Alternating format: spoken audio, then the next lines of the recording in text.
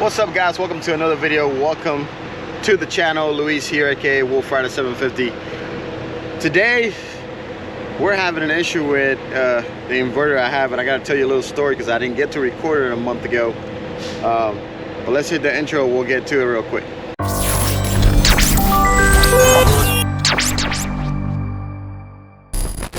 All right, guys, so about a month ago I had an issue with the inverter, and I'm gonna place you down as I work because I need to keep this moving. Hopefully you guys can hear me. Put it right here.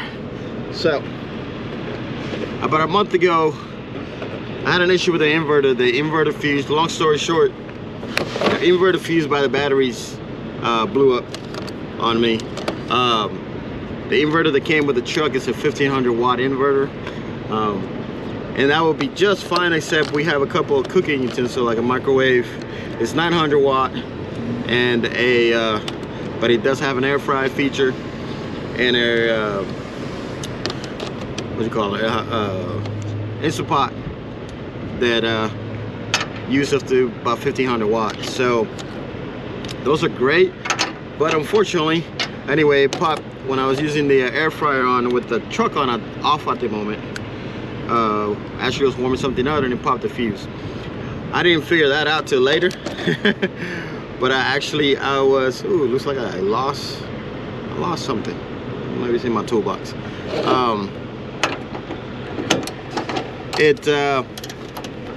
I changed the fuse. Had to get a different type of fuse, actually from a Freightliner. This happened at I-10 right there and 12.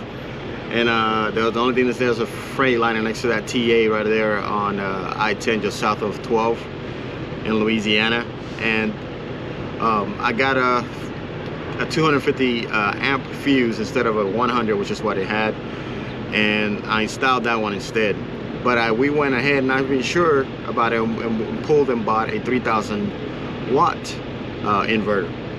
Well, the last couple of months it's been I guess it's pulling more wattage out of me, and within 30 minutes of me having it on, it starts already telling me that the voltage in the battery system is already like 11.2. It starts beeping. The truck needs to be turned on or turn off the inverter. So that's been a little bit annoying. Overnight, even with barely anything plugged into it, it's still doing the same thing. It starts beeping in the middle of the night that the truck needs to be turned on. Can I have the game system within 30 minutes? If I have the game system and TV on, it starts beeping real quick with the truck off. So it's kind of annoying. So I called my Pad 806 driver. Thank you very much for answering the phone call in and out the mountains like we are today. But we went ahead. I have until Sunday to exchange it. I'm in a TA right now, which is, I'm gonna do a 34 down the street. So today is the only day that I can go ahead and do it if I wanna exchange it. But my buddy said go ahead and make sure that all the connections are tied in, that nothing's loose by the battery, that might be causing it to pull more voltage. So otherwise we might exchange it for a smaller one if there's one available. This manager here is willing to do that. I got the receipt and all that, but we're gonna check all the connections, see if we can figure out why there's nothing's loose and maybe it's not a faulty one or whatever. So that's the issue. That's a little project right now. We're empty. We're gonna do a 34 this weekend, and Monday pick up another load going to Georgia of pipes. So just bringing you guys along for this. So alright, so bring you guys a little bit closer. Gotta take the screws off here. There's 3 bolts on each step. I don't got the biggest toolbox at all. At least I got a little bitty one that works for right now. I definitely want a better one, but got 3 bolts on each of the steps on the Kenworth here to take this off in order to reach the batteries. Just in case you guys didn't know, this is where it's at. Just gotta try not to take the bolts completely off the steps, so I don't have to be searching for it later. Just make sure everything's completely loose and see if we can take it off.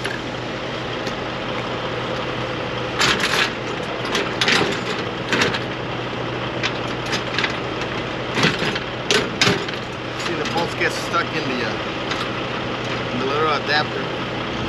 Even though it's loose, it just gets stuck in there. So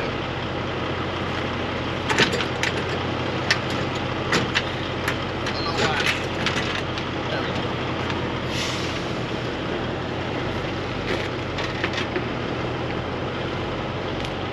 So just to show you guys, we got 4 batteries here. See, 1, 2, 3, 4 if y'all can count.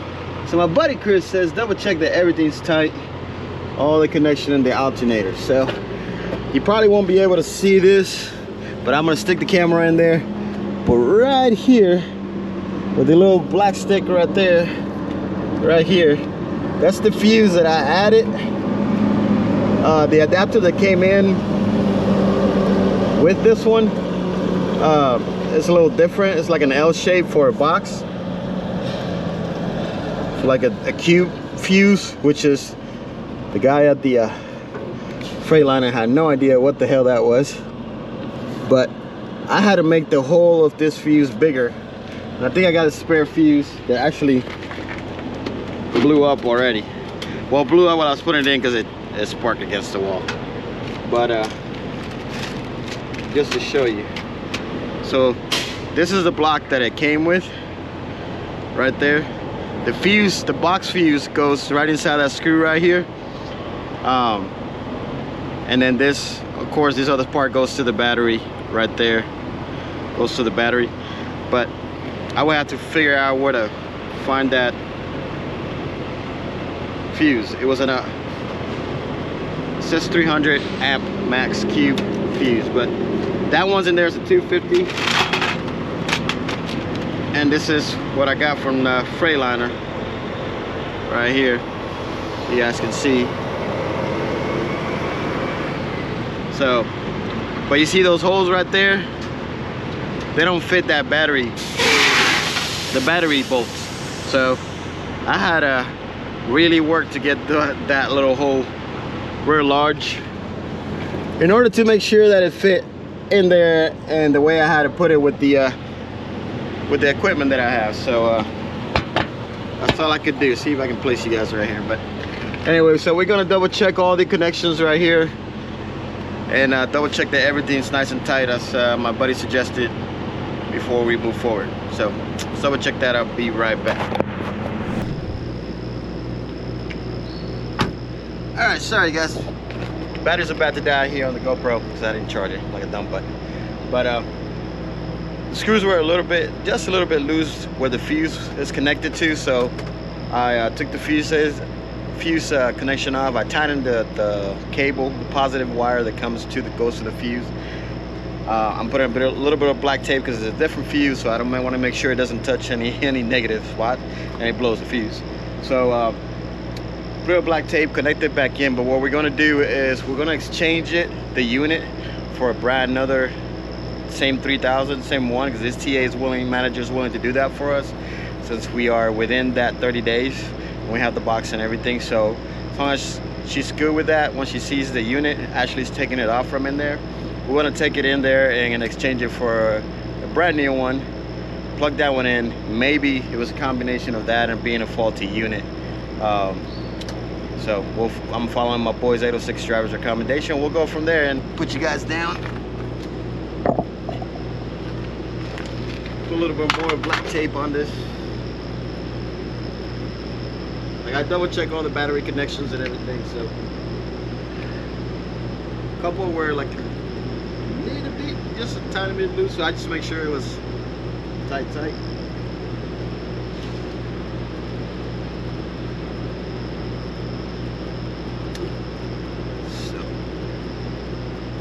This part was a little loose, so we're gonna put it back in there.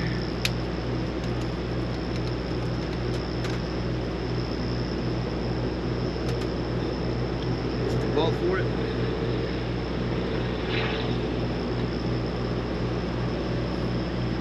Okay. Do you have the one that's big, next size bigger? What size is that? 8.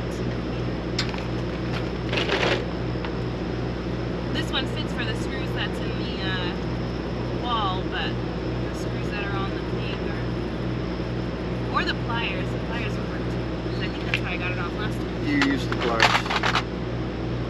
Maybe this one. It's space.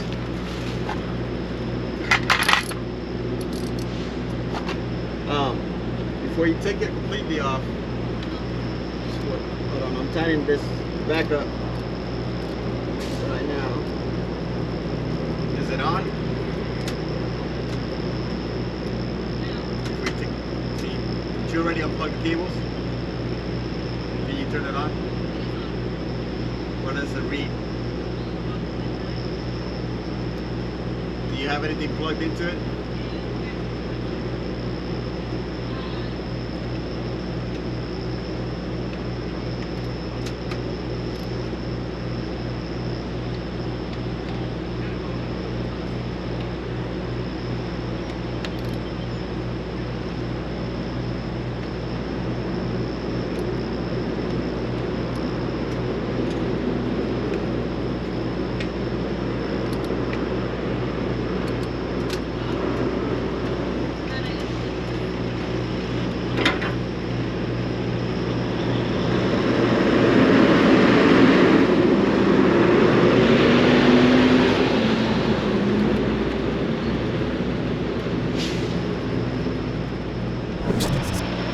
Alright, so we're just gonna give it a second here. We turned on, I tied everything up, put it back on. I told Ashley to turn on the TV, and it's reading out, it started at 13, now it's reading out 12.7, so we're gonna leave it, give it a few minutes here, see if it does something different.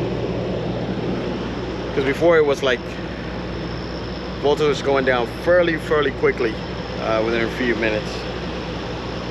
We'll see what happens.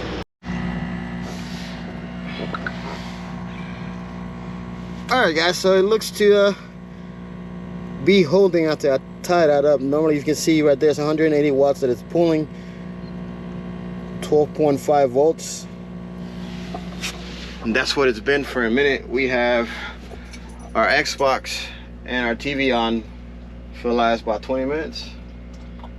About 20 minutes now. I put everything back together outside, and baby here, you guys can see, she thinks you can't, but you are seeing her. She's been keeping an eye on that. So it seems that for a learning experience, make sure your connections are right. If you have to mess with your inverter or install an inverter, double check your connections later on. If you're having an issue with the voltage on the inverter, check back your battery connection, make sure nothing got a little, too loose, again with the vibration and moving on. It seems that that's what happened. The positive cable at the fuse, I had to kind of do a custom little bolt on there, but that got loose, and that was it was making a faulty connection, and that was the issue. Because right now it's holding way better. By this time before, it would already be at like 11.5, 11.6. And it will start beeping, especially with the Xbox on. So, and the truck has been off since we started all this. So double check that. But that's it guys, just wanted to share that with you guys. We are editing some videos this weekend. You guys will see those before this one. And anyway, if you like the content, make sure to hit the like button, subscribe if you haven't subscribed, and we'll see you on the next one. Mrs. and Mr. Wolf Rider out. Peace.